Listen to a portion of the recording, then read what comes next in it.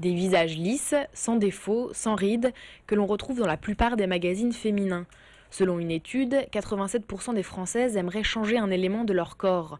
C'est plus facile aujourd'hui avec le développement de la médecine esthétique.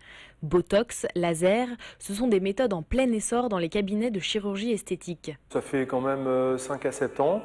Et c'est vrai que ces derniers temps, l'augmentation continue à être chaque année à 2 chiffres.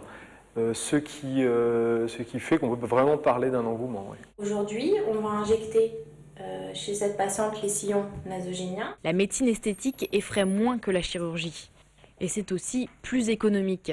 400 € pour une séance d'injection de Botox contre 4000 € pour un lifting. La médecine esthétique offre aujourd'hui l'éternelle jeunesse à moindre coût, une quête du corps parfait qui renvoie, selon ce sociologue, à notre peur de vieillir. La chirurgie esthétique, avec l'aisance de sa manipulation aujourd'hui, permet de réduire en quelque sorte cette espèce d'imposture qu'on ressent en soi entre l'âge qu'on a et l'âge qu'on fait.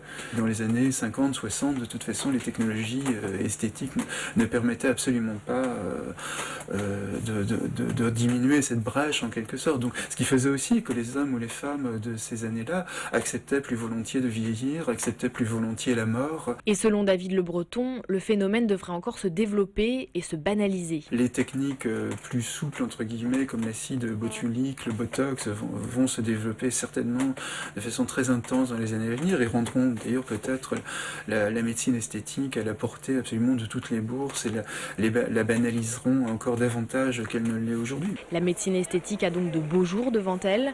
En Europe, le chiffre d'affaires du Botox s'élève à 70 millions € par an.